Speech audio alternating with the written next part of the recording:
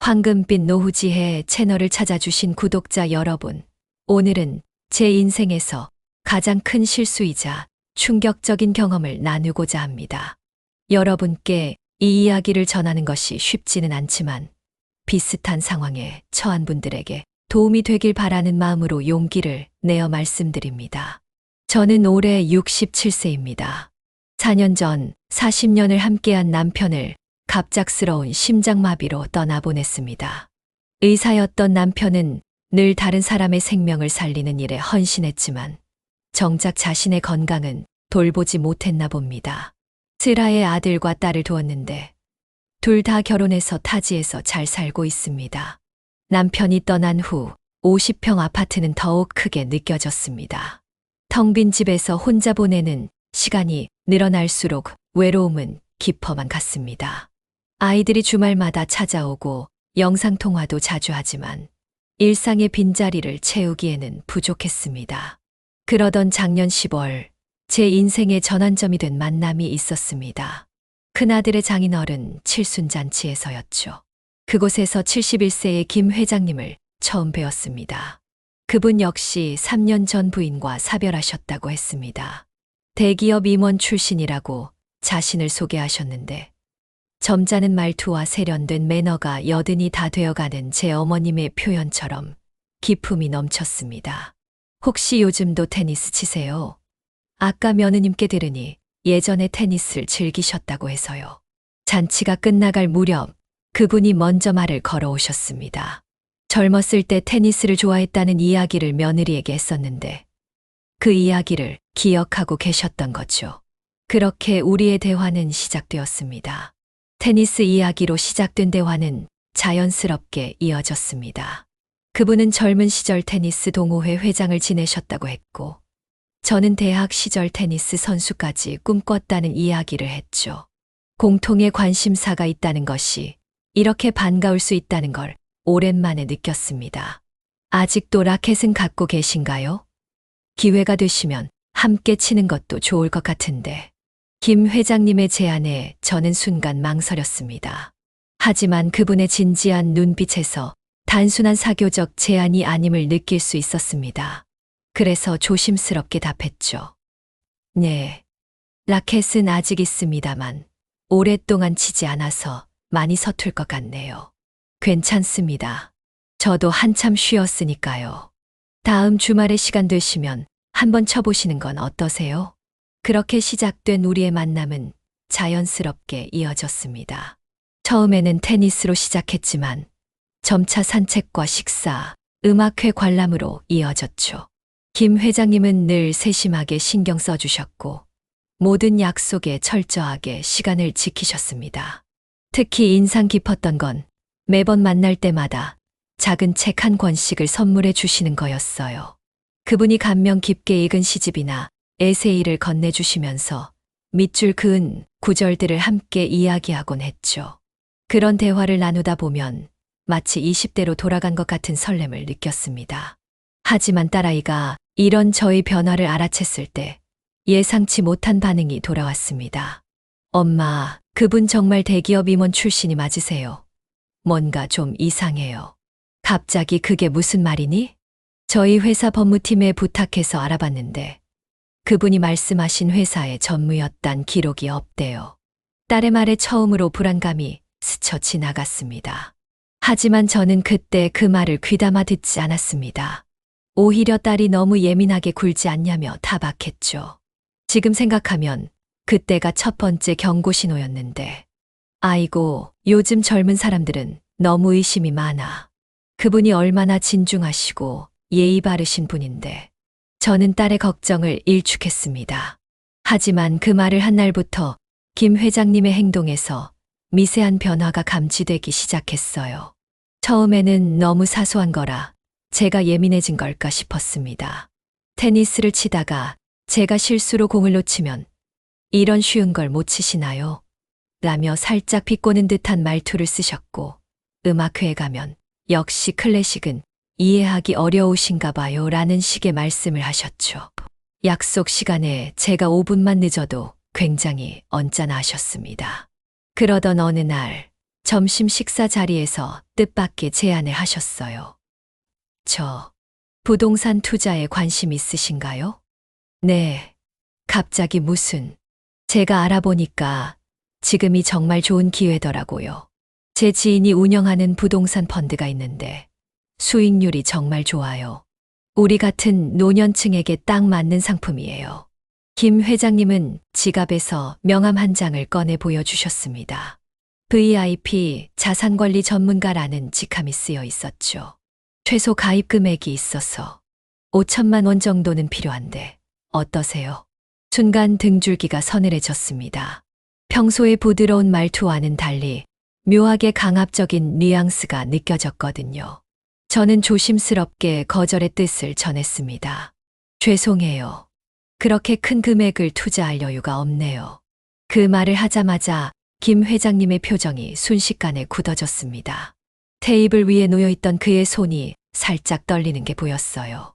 아니, 집이 있으시잖아요. 담보대출을 받으시면 그건 좀 어려울 것 같아요. 제가 투자는 잘 모르기도 하고. 역시 눈이 높지 않으시네요. 제가 잘 보고 추천해드리는 건데. 그날 이후 식사 자리마다 투자 이야기가 나왔고 점점 더 노골적으로 압박이 심해졌습니다. 제가 거절할 때마다 기회를 몰라보신다며 노골적으로 실망감을 표현하셨죠. 더 이상 책을 선물하시는 일도 없었습니다. 불안한 마음에 큰아들에게 상황을 털어놓았습니다. 아들은 즉시 김 회장님의 신원을 본격적으로 조사하기 시작했죠.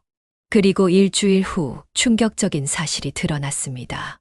엄마, 그분 실제 이름이 김영수가 아니에요. 정확한 신원은 박종구라는 분이시고 3년 전에 투자 사기로 실형을 살고 나오신 분이에요. 순간 온몸에 한기가 돌았습니다. 지난 3개월간 제가 만났던 분이 전혀 다른 사람이었다니. 머릿속이 하얘졌습니다. 그리고 엄마가 아니더라도 비슷한 상황의 피해자가 더 있을 것 같아요. 경찰에 신고하는 게 좋겠어요. 하지만 저는 망설였습니다. 그동안 보여주신 따뜻한 마음이 모두 거짓이었을까요? 혹시 과거의 실수를 진심으로 반성하고 새로운 삶을 살고자 하는 건 아닐까? 그런 생각도 들었습니다. 그러던 어느 날 저녁 갑자기 초인종이 울렸습니다. 문을 열어보니 김 회장, 아니 박종구 씨가 서 있었습니다. 분명 술을 드신 듯 했습니다. 왜 전화도 안 받으시고 문자도 답장이 없으세요? 죄송하지만 이제 그만 만나고 싶어요. 모든 걸 알게 됐습니다. 그 말을 듣자마자 그의 눈빛이 달라졌습니다. 지금까지 본 적 없는 차가운 눈빛이었죠. 뭘 안다는 거죠? 당신의 진짜 이름이 박종구라는 것도 알고 투자 사기로 실형을 살았다는 것도 알아요. 순간 그의 얼굴이 일그러졌습니다. 현관문을 잡은 손에 힘이 들어가더니 누가 그런 소리를. 갑자기 그가 문을 밀치고 들어오려 했습니다. 다행히 안전고리가 걸려 있어서 문은 완전히 열리지 않았지만 그 순간의 공포는 이루 말할 수 없었습니다. 나가세요. 당장 나가지 않으면 경찰에 신고하겠습니다. 제 목소리가 떨리고 있었지만 최대한 단호하게 말했습니다. 하지만 그는 계속해서 문을 흔들며 소리쳤습니다. 내가 거짓말을 했다고요? 그래요, 맞아요. 하지만 당신을 향한 마음만큼은 진심이었다고요. 이제 와서 날 배신하지 마세요. 그의 고함 소리에 옆집 현관문이 열리는 소리가 들렸습니다. 이웃들의 시선이 신경 쓰였는지 그제서야 그는 한 걸음 물러섰습니다. 이러시면 안 돼요. 내일 다시 오겠습니다. 그때까지 잘 생각해 보세요. 우리가 얼마나 행복했는지. 그의 발소리가 멀어지고 나서야 겨우 안도의 한숨을 내쉴 수 있었습니다. 하지만 곧바로 공포감이 밀려왔죠. 떨리는 손으로 큰아들에게 전화를 걸었습니다. 엄마, 무슨 일이에요? 이런 늦은 시간에. 아들, 방금 그 사람이 집으로 찾아왔어. 전화기 너머로 아들의 숨이 멎는 소리가 들렸습니다. 잠시 침묵이 흐른 뒤 아들이 단호한 목소리로 말했습니다. 엄마, 지금 당장 경찰에 신고하세요. 제가 지금 바로 집으로 가겠습니다. 절대 문 열지 마시고 기다리세요. 전화를 끊자마자 112에 신고했습니다. 10분도 안 되어 경찰이 도착했고 현관 앞에 설치된 CCTV 영상도 확보했다고 했습니다. 그리고 얼마 지나지 않아 아들도 도착했죠. 아들, 미안해. 내 말을 진작 들었어야 했는데. 엄마, 이건 엄마 잘못이 아니에요. 그 사람이 나쁜 거예요. 이제 제가 꼭 지켜드릴게요. 그날 밤 아들은 제 집에서 자고 갔습니다. 하지만 이것은 시작에 불과했습니다. 다음 날부터 더 무서운 일들이 벌어지기 시작했으니까요. 다음 날 아침 아들이 출근하고 나서 현관 앞에 누군가가 놓고 간 꽃다발을 발견했습니다. 평소 같았으면 로맨틱한 제스처로 여겼을 텐데 이제는 그 꽃다발마저 공포의 대상이 되어버렸죠. 꽃다발에 꽂혀 있던 카드에는 이렇게 적혀 있었습니다. 당신이 내 마지막 기회였는데 왜 날 이렇게 만드시나요? 오늘 오후 2시 우리가 처음 만났던 테니스장에서 기다리겠습니다. 꼭 와주세요. 손이 떨려 카드를 떨어뜨렸습니다. 그때 휴대폰으로 문자가 왔습니다. 꽃은 잘 받으셨나요? 제 진심이 느껴지시나요? 잠시 후 또 다른 문자가 도착했습니다. 답장이 없으시네요. 혹시 경찰에 또 연락하실 생각이신가요? 그러지 마세요. 그럼 저도 더는 신사적으로 행동할 수 없을 것 같네요. 공포에 질려 경찰서에 전화했습니다. 어제 신고 내용을 토대로 스토킹 범죄 전담팀이 배정되었다고 했습니다. 곧바로 형사님 2분이 집으로 오셨죠. 어젯밤에 이어 지속적으로 접근을 시도하고 있다는 건데 이런 증거들은 모두 보관해두세요. 문자 메시지도 삭제하지 마시고요. 스토킹 범죄에 대한 증거가 될 수 있습니다. 형사님의 말씀을 듣고 있는데 또다시 문자가 왔습니다. 지금 경찰과 이야기 중이신가요? 창밖을 한번 보세요. 제가 보이시나요? 순간 온몸이 얼어붙었습니다. 형사님들과 함께 창가를 가보니 멀리 아파트 정문 앞에 그가 서 있었습니다. 우리를 똑바로 쳐다보고 있었죠. 당장 현장 체포조를 보내겠습니다. 형사님 한 분이 무전을 치기 시작했고 다른 한 분은 제게 안심시키는 말씀을 해주셨습니다. 걱정하지 마세요. 지금 이 상황 자체가 명백한 스토킹 범죄입니다. 피해자를 위협하고 공포감을 조성하는 행위니까요. 게다가 전과자라고 하셨죠. 그때였습니다. 갑자기 밖에서 요란한 소리가 들렸어요. 창밖을 보니 그가 순찰차를 향해 돌을 던지고 있었습니다. 날 이렇게 만든 게 다 당신 때문이에요. 내가 얼마나 진심이었는지 알면서 그의 고함 소리가 아파트 단지에 울려 퍼졌습니다. 순찰차에서 내린 경찰관들이 그에게 다가가자 갑자기 주머니에서 뭔가를 꺼내 들었습니다. 더 이상 가까이 오지 마세요. 이게 뭔지 아시죠? 그의 손에는 작은 칼이 들려 있었습니다. 순간 주변이 아수라장이 되었죠. 지나가던 주민들이 비명을 지르며 흩어졌고 경찰관들은 그를 진정시키려 했습니다. 박종구 씨, 진정하시고 칼을 내려놓으세요. 이러시면 상황이 더 안 좋아집니다. 날 이렇게 만든 사람, 다 저 여자 때문이에요. 내가 얼마나 절실했는지. 이번만은 정말 제대로 된 삶을 살고 싶었다고요. 그 순간 저는 그가 정말로 저를 사랑했을지도 모른다는 생각이 스쳐 지나갔습니다. 하지만 그것이 진정한 사랑이었을까요? 거짓말과 속임수로 시작된 관계. 상대방을 소유하려는 집착이 사랑일 리는 없었습니다. 결국 그는 체포되었습니다. 2시간가량의 대치 끝에 진압팀이 투입되어 제압했다고 합니다. 그 과정에서 경찰관 한 분이 팔에 경상을 입으셨다고 했습니다. 그날 저녁 경찰서에서 그의 진짜 정체가 모두 밝혀졌습니다.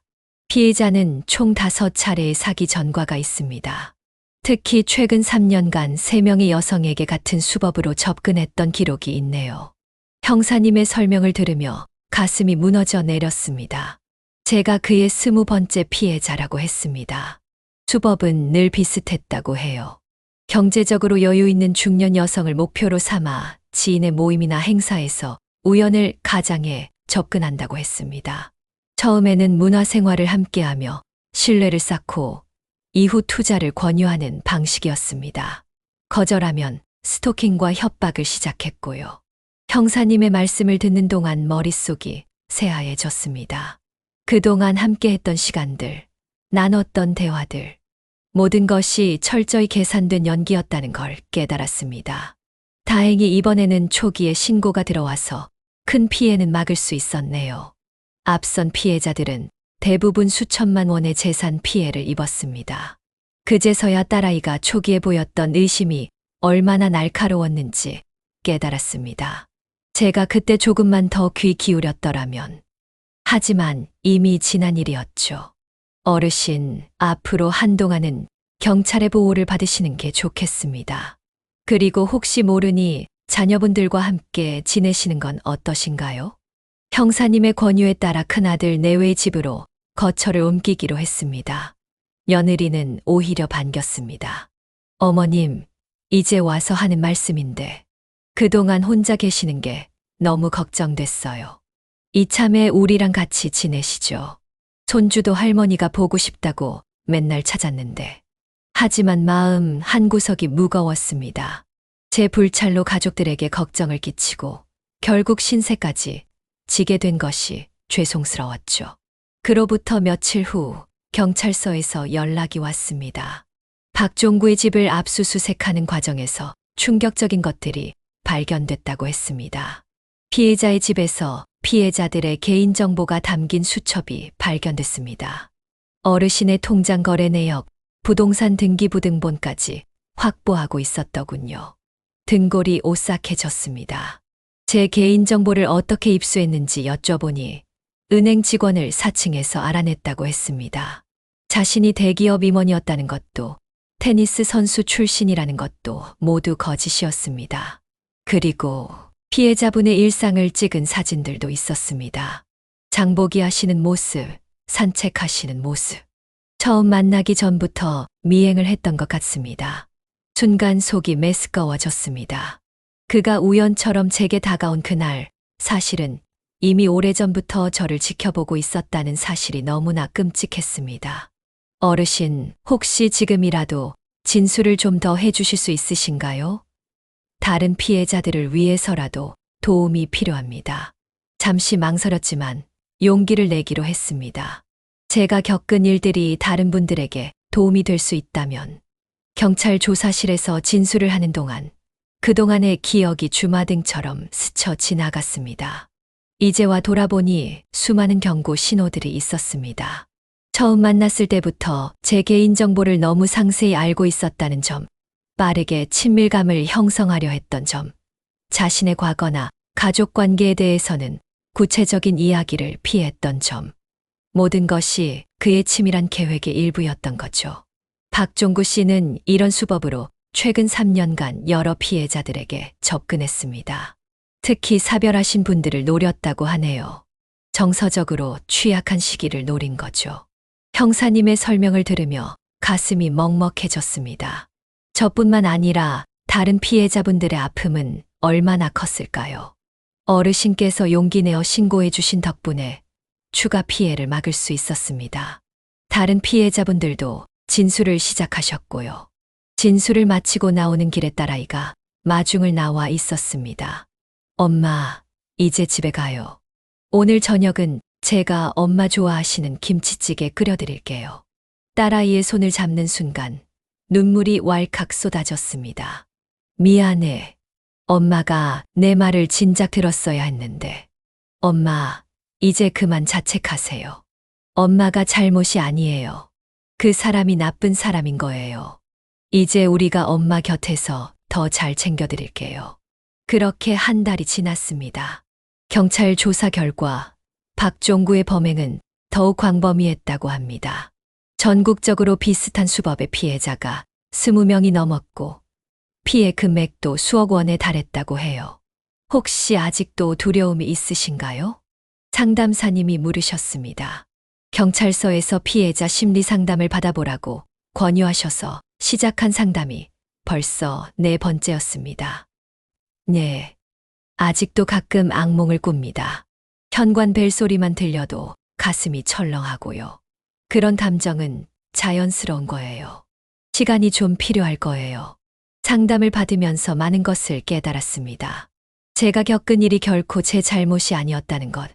너무 쉽게 마음을 열었다고 자책할 필요가 없다는 것.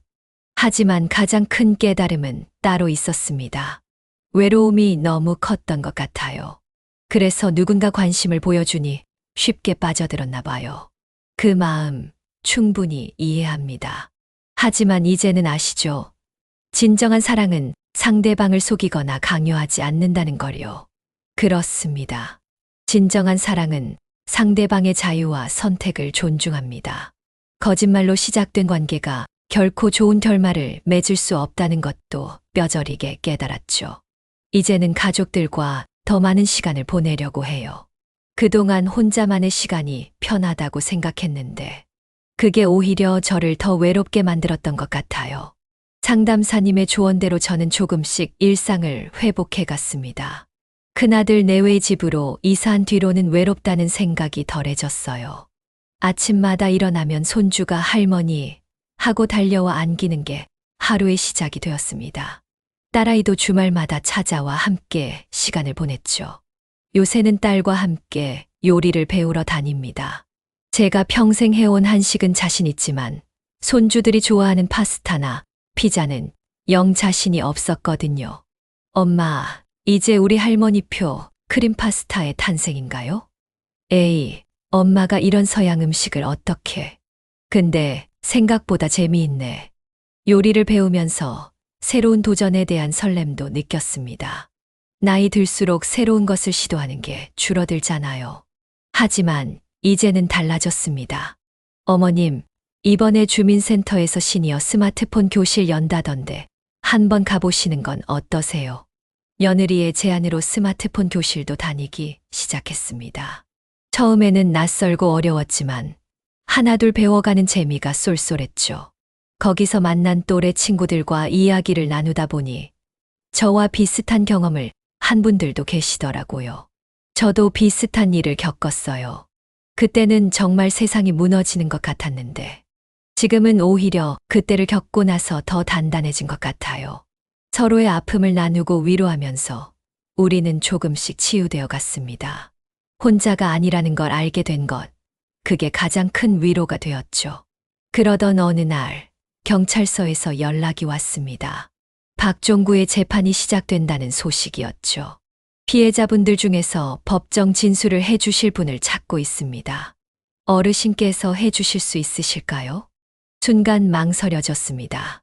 그 사람의 얼굴을 다시 마주한다는 것만으로도 두려웠으니까요.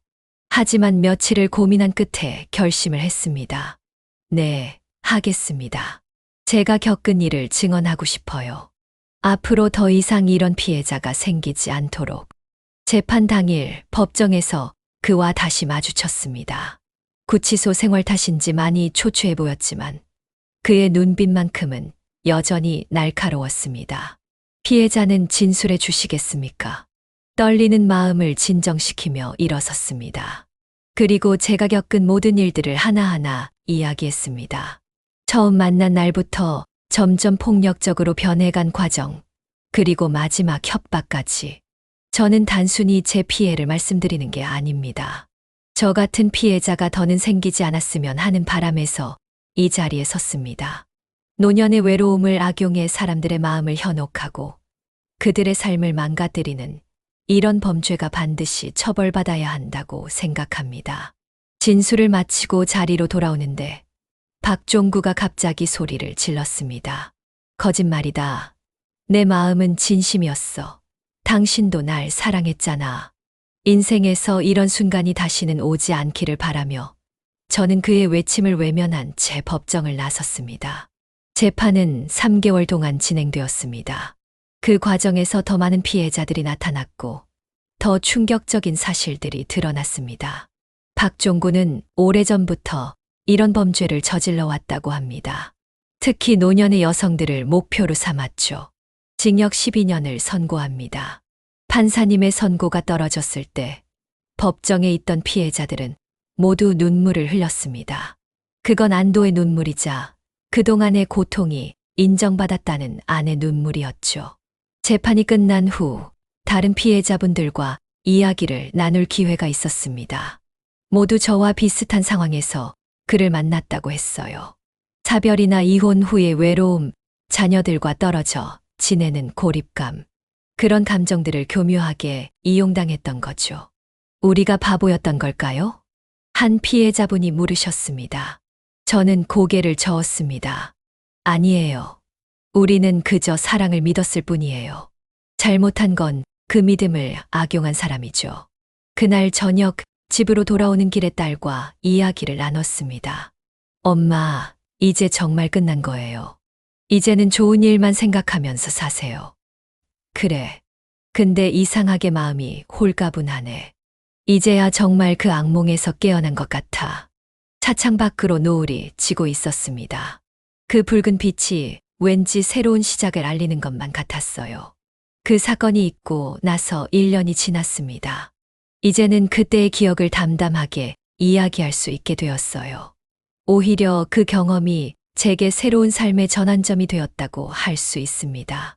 주민센터 스마트폰 교실에서 만난 친구들과는 이제 매주 모임을 갖습니다. 처음에는 단순히 수업을 함께 듣는 사이였지만 이제는 서로의 인생을 나누는 소중한 친구가 되었죠. 특히 매주 목요일 오후의 티타임은 우리의 소소한 행복이 되었습니다. 언니, 요즘 데이팅 앱이 많이 있다던데 우리도 한번 해볼까요? 친구 중 한 분이 농담처럼 던진 말에 우리는 모두 웃음을 터뜨렸습니다. 에이, 이제는 그런 거 됐어요. 난 이대로가 좋아요. 가족들과 함께하는 시간, 우리처럼 마음 맞는 친구들과 보내는 시간. 이게 진정한 행복 아닐까요? 그러자 다른 친구가 말했습니다. 맞아요. 나이 들수록 진짜 중요한 게 뭔지 알게 되는 것 같아요. 누군가를 만나는 것도 좋지만 그 전에 나 자신과 잘 지내는 게 더 중요하다는 걸 이제야 깨달았어요. 실제로 저는 요즘 혼자만의 시간도 즐길 줄 알게 되었습니다. 아침에 일어나 베란다에서 화초를 가꾸고 좋아하는 책을 읽고 산책을 하면서 사색에 잠기는 시간이 참 행복하게 느껴져요. 어머님, 제가 보기엔 요즘 표정이 더 밝아지신 것 같아요. 며느리의 말처럼 요즘 제 얼굴에는 웃음이 더 많아졌다고 합니다. 어느 날 같은 모임의 친구가 저와 비슷한 일을 겪었다며 고민을 털어놓았습니다. 그분은 저처럼 다행히 큰 피해는 없었지만 아직도 그 기억에서 벗어나지 못하고 계셨어요. 저 어떻게 극복하셨어요? 아직도 잠 못 이루는 밤이 많아요. 그 말을 듣고 제가 답했습니다. 처음엔 저도 많이 힘들었어요. 하지만 그 일을 숨기지 않고 가족들과 나누면서 변화가 시작됐어요. 전문 상담도 큰 도움이 됐고요. 무엇보다 나 자신을 탓하지 않게 된 게 가장 컸죠. 그렇게 이야기를 나누다 보니 문득 이런 경험을 더 많은 분들과 나눠야겠다는 생각이 들었습니다. 제가 겪은 일이 누군가에게 도움이 될 수 있다면 그것만으로도 의미가 있을 것 같았거든요. 그래서 시작한 것이 노인복지관의 시니어 지킴이 활동입니다. 한 달에 2번 비슷한 연령대의 분들과 모여 교육도 하고 이야기도 나눕니다. 노년의 사랑과 인간관계에 대해, 사기 예방법에 대해, 또 삶의 가치에 대해서도 이야기를 나누죠. 여러분, 늦은 나이에 사랑이 나쁜 게 아니에요. 하지만 그 사랑이 진정성이 있는지, 상대방을 정말 신뢰할 수 있는지 꼭 살펴봐야 해요. 가족들의 조언에도 귀 기울여 주세요. 이런 활동을 하면서 오히려 제가 더 많이 배우고 치유받는 것 같습니다. 그리고 무엇보다 제 이야기가 누군가에게 도움이 된다는 사실이 저를 더욱 단단하게 만들어 주었어요.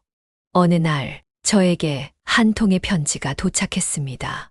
복지관에서 제 이야기를 들었던 분이 보내신 거였어요. 선생님의 용기 있는 이야기 덕분에 저도 힘을 낼 수 있었습니다. 저도 비슷한 일을 겪었지만 부끄러워서 아무에게도 말하지 못했거든요. 하지만 이제는 제가 겪은 일을 당당히 마주할 수 있을 것 같습니다. 그 편지를 읽으면서 눈시울이 붉어졌습니다. 제가 겪은 고통이 헛되지 않았다는 생각이 들었거든요. 오히려 그 아픔이 누군가에게 작은 빛이 되어준 것 같아 감사한 마음이 들었습니다. 엄마, 요즘 너무 바쁘신 거 아니에요? 건강도 챙기셔야 해요. 딸아이가 걱정스러운 듯 물었습니다. 괜찮아. 오히려 이렇게 활동하는 게 나한테는 더 좋은 약이야. 내가 겪은 일로 다른 사람들이 고통받지 않게 도울 수 있다는 게 얼마나 감사한 일인지 몰라. 실제로 저는 요즘 더 건강해진 것 같아요. 아침에 일어나면 제가 할 수 있는 일이 있다는 게 얼마나 감사한지 모릅니다. 더 이상 외롭지도 않고 두렵지도 않아요. 할머니, 이제 우리 할머니가 슈퍼히어로 같아요. 손주의 순수한 말에 저도 모르게 웃음이 났습니다. 어쩌면 정말 그런지도 모르겠네요. 나이 들어 겪은 상처가 오히려 저를 더 강하게 만들어준 것 같으니까요. 이제 저는 매주 수요일마다 복지관에서 강의를 합니다. 황혼기 행복한 인간관계 만들기라는 주제로요. 처음에는 10명 남짓했던 수강생이 이제는 30명이 넘었습니다. 선생님, 저는 남편과 사별하고 5년째예요. 주변에서 자꾸 재혼을 권하는데 솔직히 두려워요. 저도 비슷한 경험이 있어요. 저보다 젊은 남자분이 적극적으로 관심을 보이시는데 혹시나 하는 마음에 선뜻 답하지 못하고 있어요. 이런 이야기들을 들을 때마다 저는 먼저 그분들의 이야기를 경청합니다. 그리고 조심스럽게 조언을 합니다. 새로운 만남을 두려워할 필요는 없어요. 하지만 신중해야 합니다. 상대방의 진정성을 천천히 살펴보세요. 그리고 가장 중요한 건 가족들과 충분히 상의하라는 거예요. 그들의 우려를 귀찮은 간섭으로 여기지 마세요. 강의가 끝나고 나면 종종 개인적으로 상담을 요청하시는 분들도 계십니다. 그럴 때마다 제가 겪은 일들을 구체적으로 들려드리면서 경계해야 할 신호들을 알려드립니다. 처음부터 너무 완벽한 모습만 보여주진 않나요? 자신의 과거나 가족 관계를 구체적으로 이야기하지 않진 않나요? 금전적인 제안을 너무 빨리 하진 않나요? 이런 이야기를 하다 보면 그때의 기억이 떠올라 가슴이 아플 때도 있습니다. 하지만 이제는 그 아픔조차도 의미 있게 느껴져요. 그 경험이 있었기에 지금 이렇게 다른 분들을 도울 수 있으니까요. 어느 날 복지관에서 강의를 마치고 나오는데 한 수강생이 쪽지를 건네주셨습니다. 선생님, 저 지금 그런 상황에 처해 있는 것 같아요. 어떻게 해야 할지 모르겠어요. 쪽지에는 현재 그분이 만나고 있는 남성분에 대한 이야기가 적혀 있었습니다. 처음엔 너무나 완벽한 신사였다가 최근 들어 돈 문제로 강압적인 태도를 보인다는 내용이었죠. 저는 즉시 그분과 따로 시간을 내어 이야기를 나눴습니다. 놀랍게도 그분을 대하는 수법이 박종구의 것과 너무나 비슷했어요. 지금 당장 그분과의 연락을 끊으세요. 그리고 가족들에게 알리고 경찰에 신고하세요.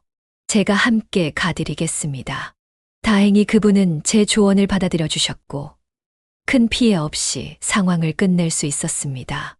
경찰 조사 결과 그 남성 역시 전국을 돌아다니며 비슷한 수법으로 여성들을 속여온 전과자였다고 해요.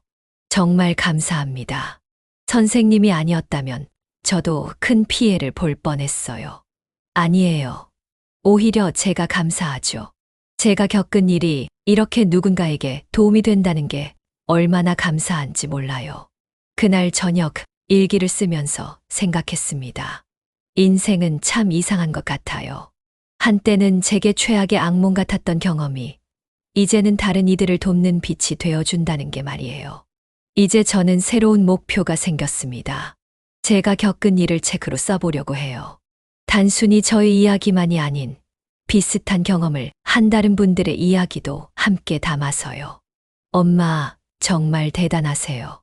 그런 아픈 기억을 글로 쓰는 게 쉽지 않을 텐데. 딸의 말에 저는 미소를 지었습니다. 이제는 괜찮아. 오히려 이 이야기가 더 많은 사람들에게 전해져야 한다고 생각해.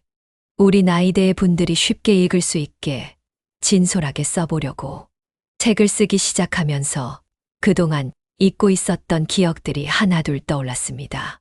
처음 그를 만났을 때의 설렘, 점차 의심스러워지던 순간들, 두려움에 떨었던 날들. 그 모든 순간을 글로 옮기는 것은 마치 오래된 상처를 다시 들여다보는 것 같았어요. 하지만 이제는 그 상처를 마주할 용기가 생겼습니다. 그리고 그 용기는 제 곁에 있는 소중한 사람들 덕분에 생길 수 있었죠. 할머니, 이제 책 쓰는 작가 되시는 거예요? 손주의 천진난만한 질문에 저는 고개를 끄덕였습니다. 그래, 할머니가 특별한 이야기꾼이 되어볼까 해. 우와, 그럼 제가 첫 번째로 읽어볼 수 있어요? 물론이지. 우리 손주가 먼저 읽어주면 좋지. 이렇게 새로운 도전을 시작하면서 저는 또 다른 희망을 발견합니다. 제 이야기가 누군가에게 작은 위로가 되고 경각심을 줄 수 있다면 그것만으로도 충분히 가치 있는 일이 될 거라고 믿습니다. 여러분, 제 이야기가 길어졌네요. 하지만 이 이야기를 꼭 전하고 싶었습니다. 우리 나이에 찾아오는 사랑이 결코 잘못된 것은 아닙니다. 하지만 그 사랑이 진정한 것인지, 우리를 해치는 것은 아닌지 신중하게 살펴봐야 해요. 특히 다음과 같은 신호들을 주의해 주세요. 처음부터 너무 완벽한 모습만 보여주는 사람, 자신의 과거나 가족 관계를 구체적으로 이야기하지 않는 사람, 재산이나 투자 이야기를 너무 빨리 꺼내는 사람. 이런 분들을 만나게 된다면 곧바로 경계하셔야 합니다. 그리고 무엇보다 중요한 것은 가족들의 의견에 귀 기울이는 것입니다. 제 경우에도 딸아이가 처음부터 의심스러운 점들을 발견했었죠. 하지만 저는 그때 그 말을 듣지 않았고 결국 큰 상처를 입게 되었습니다. 만약 지금 이 이야기를 듣고 계신 분들 중에 비슷한 상황에 처해 계신 분이 있다면 부디 용기를 내어 주변에 도움을 요청하세요. 혼자 고민하지 마시고 가족이나 친구들과 상의하세요. 필요하다면 경찰이나 법률기관의 도움을 받으시는 것도 좋습니다. 나이가 들수록 외로움이 깊어지는 건 자연스러운 일입니다. 하지만 그 외로움 때문에 잘못된 선택을 하게 된다면 그 대가는 너무나 큽니다. 저는 그 쓰린 경험을 통해 오히려 더 강해졌고 지금은 다른 분들을 돕는 일을 하고 있습니다. 지금까지 제 이야기를 끝까지 들어주셔서 진심으로 감사합니다. 제 경험이 여러분께 작은 도움이 되었기를 바랍니다. 앞으로도 황금빛 노후지혜 채널에서는 우리 시니어들의 현실적인 고민과 그 해결책을 함께 나누어 보려고 합니다. 혹시 주변에 비슷한 고민을 하시는 분이 계시다면 이 영상을 공유해 주시면 감사하겠습니다. 그분들에게 작은 위로와 도움이 될 수 있을 테니까요. 구독과 좋아요, 알림 설정도 잊지 말아주세요. 여러분의 한 번의 클릭이 더 많은 시니어분들에게 도움이 될 수 있답니다. 마지막으로 이 자리를 빌려 저와 비슷한 상처를 겪으신 모든 분들께 응원의 마음을 전합니다. 여러분은 결코 혼자가 아닙니다. 우리 모두 함께 이겨내어 더 행복한 노후를 만들어갈 수 있기를 바랍니다. 다음 영상에서 다시 만나 뵙겠습니다. 감사합니다. 황금빛 노후지혜 채널의 더 많은 이야기를 만나보세요. 구독, 좋아요, 알림 설정은 사랑입니다.